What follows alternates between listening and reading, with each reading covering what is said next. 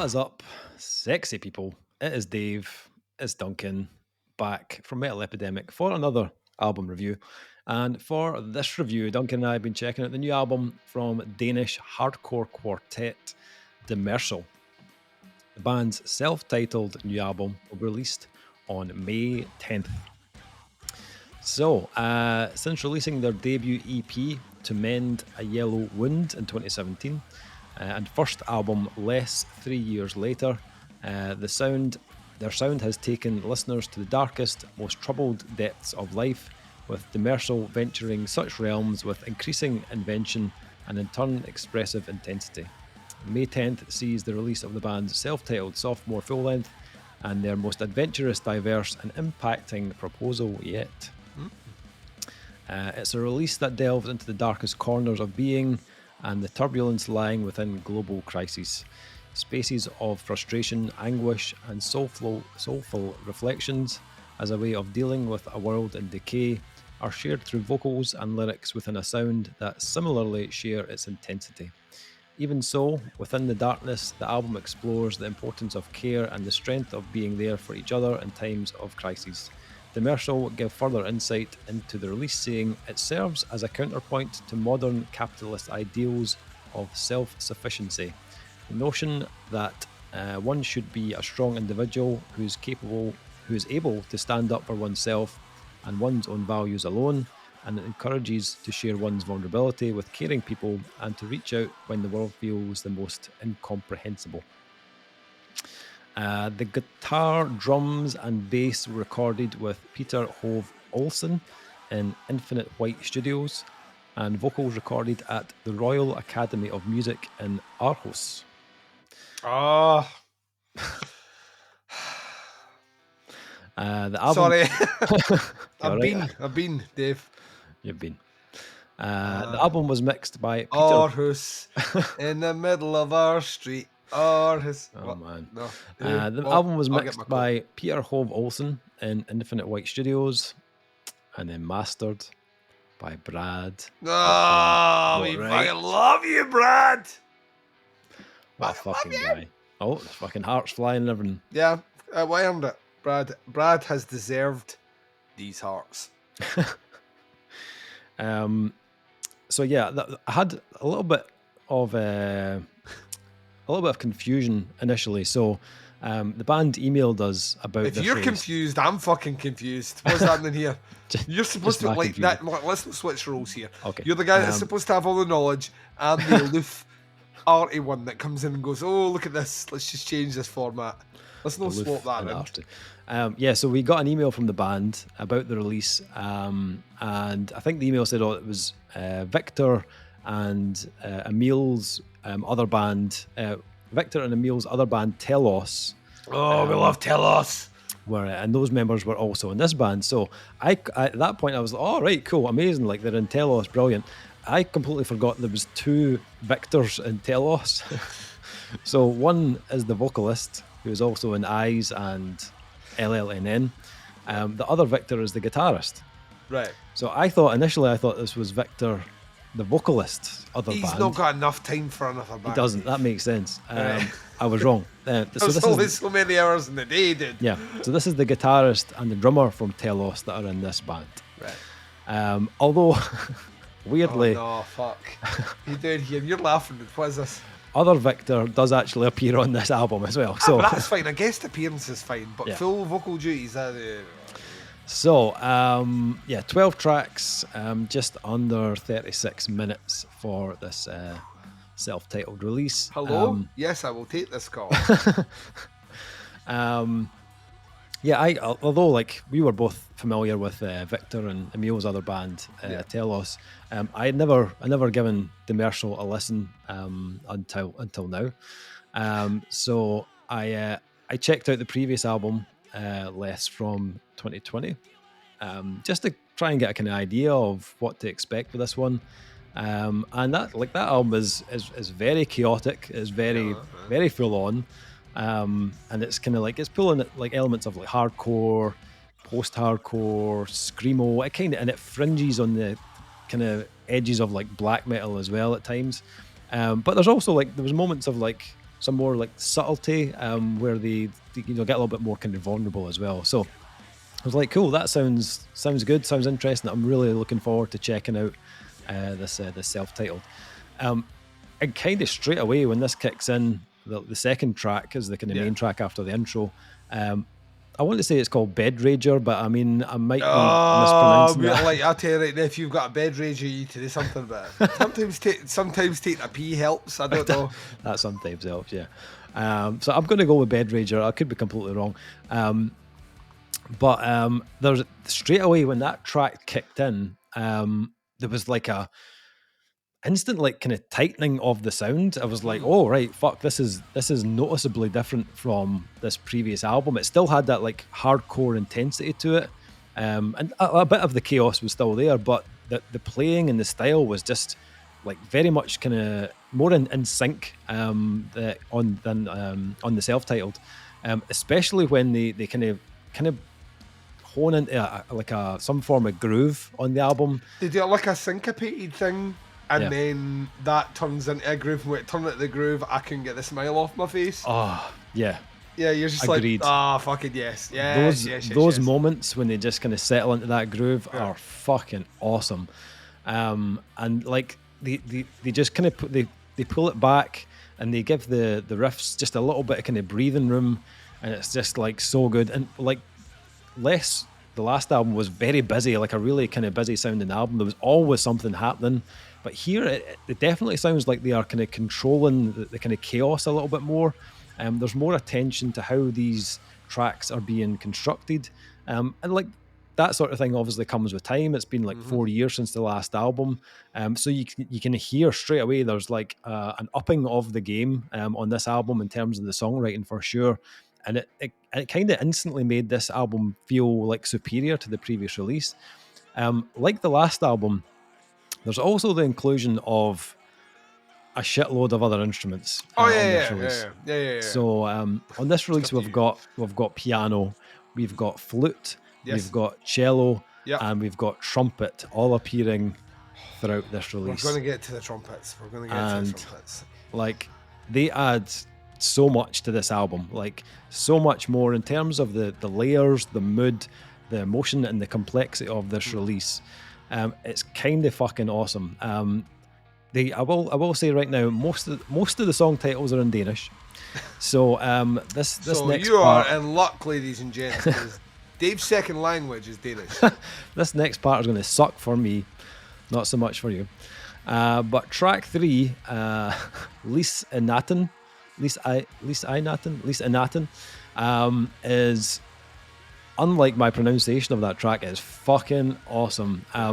Just like a great build up of really like jagged, disjointed rhythms, and again they settle into like something a bit more kind of straight down the line at a point where they hone it all in, and then they bring in these horns, they bring in the trumpet, and it sounds epic, like, for want of a better word.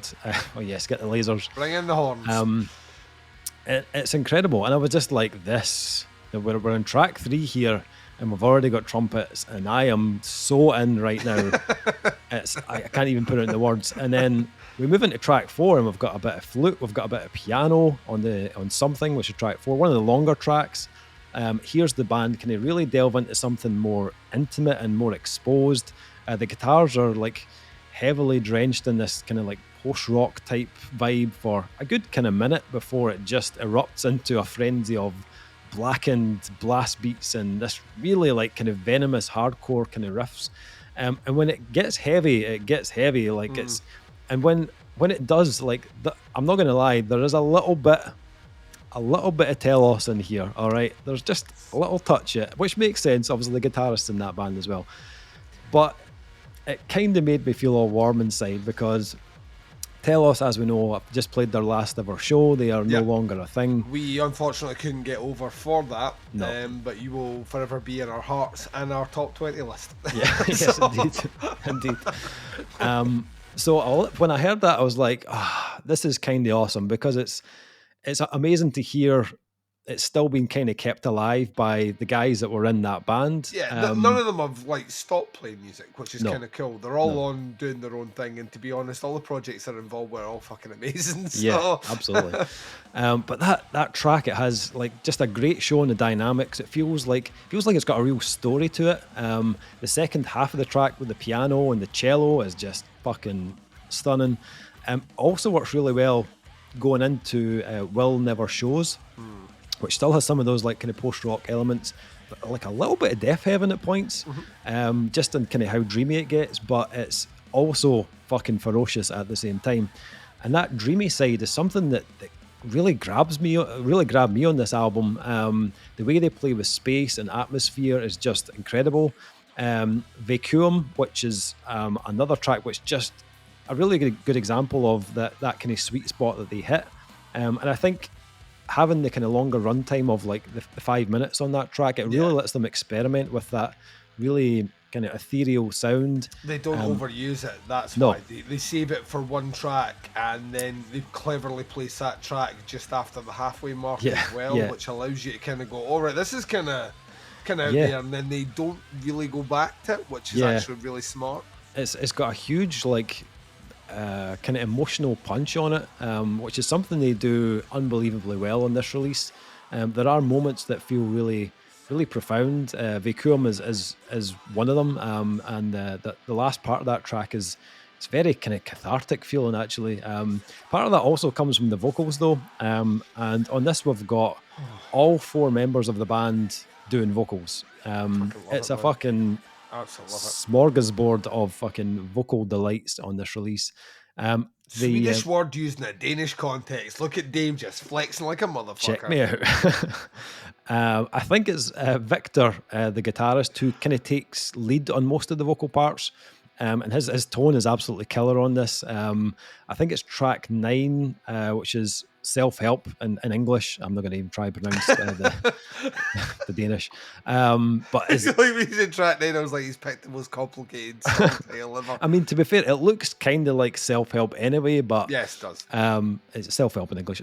But the tone on that track, that his throat is just like pure gravel on that track. I absolutely loved it. Vocally was amazing. But then you've got all these different tones and textures from the rest of the band, which makes this so much more varied vocally. Some tones are more like Blackened than others, which kind of adds this really kind of bleak streak to the whole thing. And then on the last track, you've got every cunt doing vocals, Duncan. So the last song. Dude, the last song. So we've got over 15 vocalists on the last track. Over 15 vocalists, including Victor from Telos and Eyes, vocalist in those bands, and LLNN. And what a finale, man! Jesus Christ! Remember, let me put it this way. Remember when we talked about Telos? Yes, I remember. Can you remember how long we spent talking about the closing track on that Telos album? Long time. I think we could equal that here.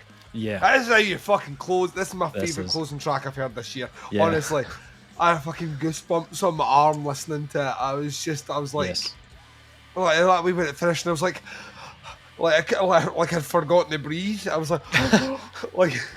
Yeah, it was. Oh man. For me, it actually reminded me of a band that I fucking adored years ago that are no longer in the go, called the Elijah.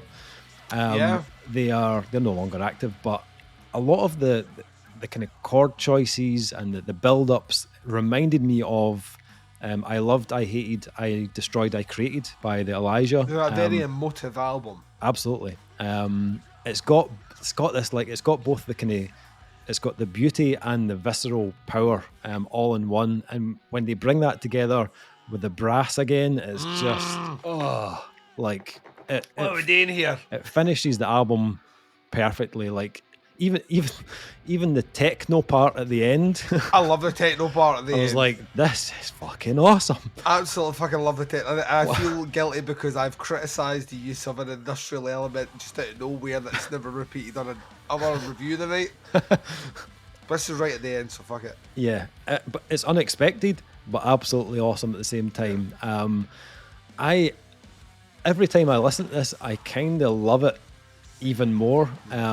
It's got so much going for it. Like, there's so much reward on this. Every time I re-listen to it, I'm like, fuck me. Like, you just appreciate it like all over again. There's so much depth. Like for a hardcore band, like fucking hell, yeah, they like hardcore. Like very rarely does hardcore step out the box. Like no, like or like fuck with the formula. These guys are like, nope, we are doing our own fucking thing. I've told you this year is a year where the rule book is being ripped. Totally up. Is. And I am in for it. Like, I want more of it. It's they've created an album that flows wonderfully, but also gives you so much emotion, so much vulnerability, but straight up savagery at the same time. I love an album that can tap into both of those and do it as seamlessly as they do on here. Finally, the production is like the core elements here.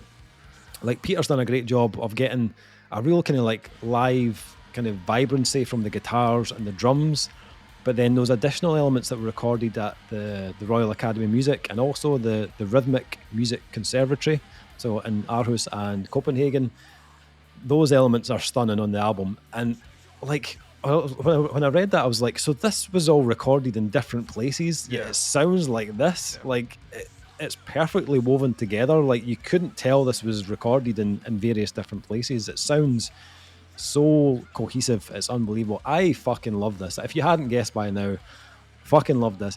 These guys are probably flying under the radar for a lot of people. I would urge you to listen to this when it comes out because it's incredible. I love this from start to finish. Please stop me talking right now, or I'm going to keep going. All right, well, there's something clearly in the water in Denmark. I think I've said that before. I don't know what it is, man. Like, but they have a scene which is just fucking napalm. Honestly, like, it scorches everything it touches. And Demersal are just an extension of that. Like, every time I think I found my new favourite Danish band, like, another album comes out from another band. Granted, it's usually interchangeable with members of other bands that I really like. But, you know what I mean? Let me put it this way, Dave. You can make a lot of amazing dishes with the same ingredients, right? True. And different, like, from different parts of the world, different styles, textures, all the rest. Turns out Denmark is just that. It's like a melting pot of fucking amazing musicians that just seem to want to collaborate, want to help, want to assist, and want to make the best albums that no one's listening to. This album for me is just, oh man, it made me fucking feel. I am like, I'll tell you, Dave will back me up on this. I'm the least feeling cunt out there, right? Dead inside. My wife says I'm dead inside. Right? I did not cry. I didn't cry when my dad died. Like I was like, okay, this is Tuesday. You know what I mean? Like, it's literally, like, it takes a lot to evoke that kind of goose flesh, like, emotive kind of feel my eyes start to water up and all the rest. This album had me in, like, super early. There is a band from America called Rock Plaza Central, right?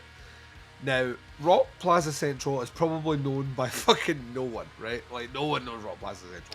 I know them. The reason I know them is because they contributed, I think it was like 3 songs to a soundtrack of a movie that I fucking loved. That movie is called The Battery, right? The Battery's this really low, fucking small budget, zombie, not quite zombie, like, friendship traveling movie, right? And it's fucking incredible. But the reason it's incredible is the soundtrack that's played pretty much through one of the characters' headphones all the way through is this Americana sort of indie, sort of weird, very emotional sounding soundtrack. And Rock Plaza Central released an album called We Are Not Horses, right? Where those songs come from. And it's like the indie version of this album. Right. It's like a very emotive, it's full of fucking, like, trumpets, and the trumpets are played almost identically. Like, if you're in Demersal, please go and listen to We Are Not Horses, right? Dave, go and listen to it after this. Right. Listen to We've Got a Lot to Be Glad For, I think is the name of the track. And listen to that, and then listen to the last song on this album and tell me it doesn't, like, there isn't fucking connection there and the way it makes you feel. I love the instrumentation on this. As soon as you step out of the box and start bringing in like classic instruments and folding them into the mix in a way which accentuates the sound and fits. It's not a gimmick. It's not a, everyone has saxophones, let's shove a saxophone on. Yeah. It's not that, you know what I mean? The opening track itself is a kind of almost folksy, almost symphonic sort of kind of very, very quiet. You can imagine it being almost scored to like a panoramic view of like some sort of Scandinavian meadow. It's like, it's very, very pretty and very, very kind of lush in the way it goes before you're hit with the bleak on Big Bed Rager. We've all been there in the morning, first thing. Well, I mean, it's like before you're hit with that, it kind of almost lured me into a false sense of security. But it's a perfect opening, and it actually works so well with the end, with the way the instrumentation goes from the most kind of classical instrumentation and soft feel to the end of this album, which is bookended by, and you mentioned it, techno. Which when it comes in at first, like when that comes in, it felt like an intense heartbeat, like a synthetic heartbeat that was kicking in. That last track, I don't want to like spend all the time talking about it. The last track at the 2-minute mark, go back and listen to it, good headphones on. There is a scream that comes in. Might be my favourite scream I've heard this year. And I'll tell you why, because about 0.25 of a second before you get the breathy tone that leads into that scream, and it is a natural, pained, high-pitch, clean sound that levels right into a scream. That's fucking pure emotion, man. Honestly, it kicked in, and I must have played that bit about 20 times, man. It just got me. This band, like you were talking about how it reminds you of Elijah, band that reminded me of a lot, less chaotic, but a lot, is a band that I mention every now and again when we deal with bands in this kind of genre, who never really lived up to much. I think they had like 2 albums, but it was 12 Tribes.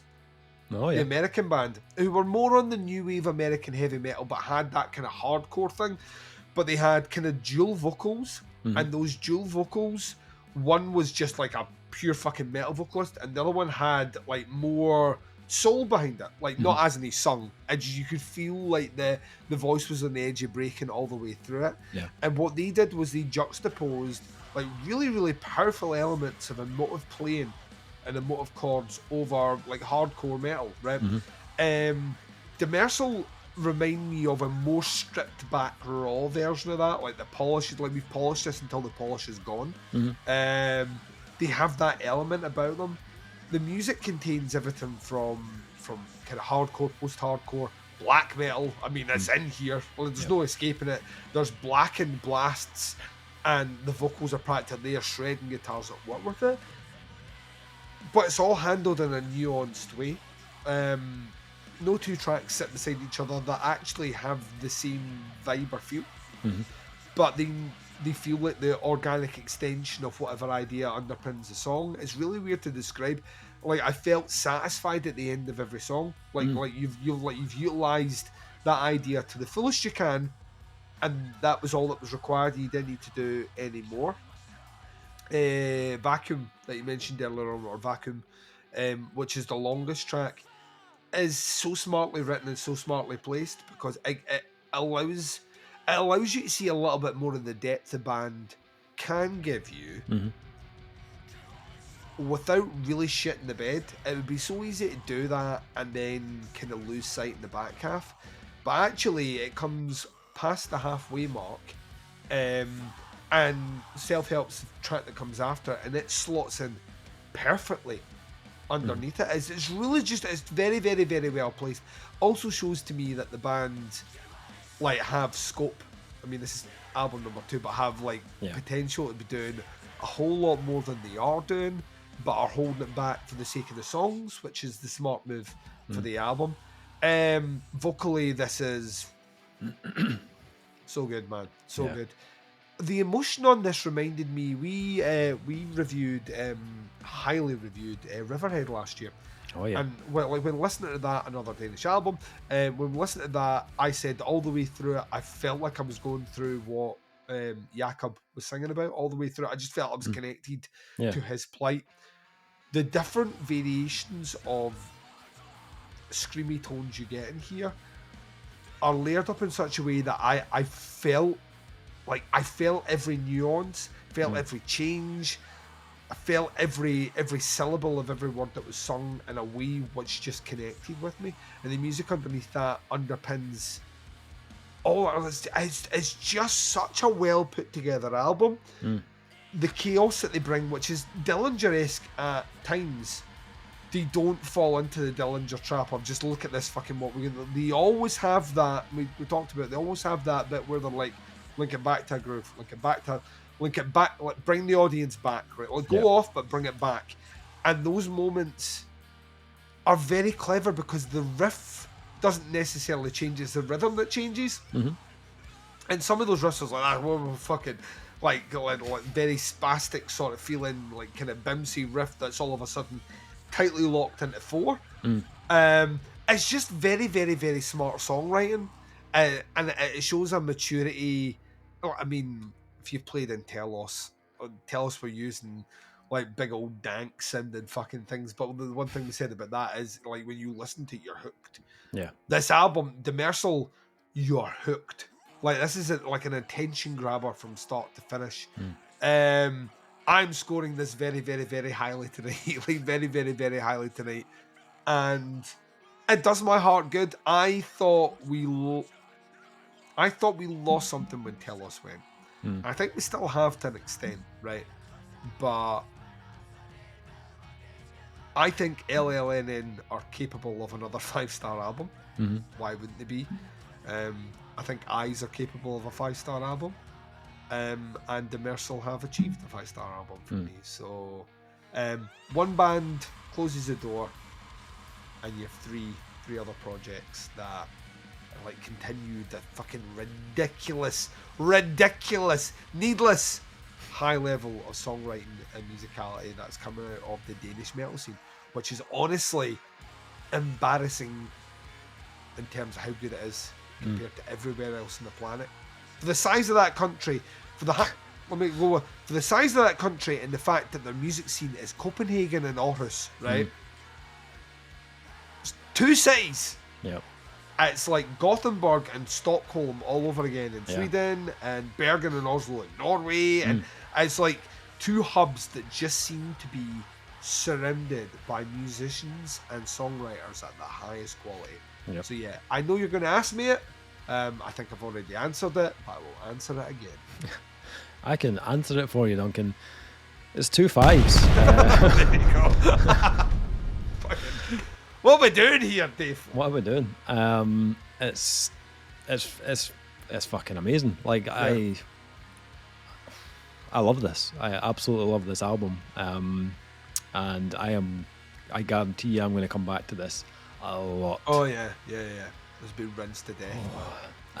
So yeah, Demersal, self-titled album, out on May 10th. Links below to the band.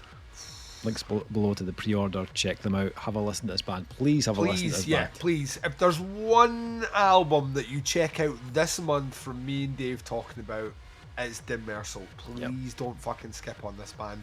I'll be mentioning them almost in every review from now on. Yeah. That is a review. Thank you for checking it out. Much appreciated. We'll be back with another review very soon. But until then, take care. Speak to you soon. Bye, everyone.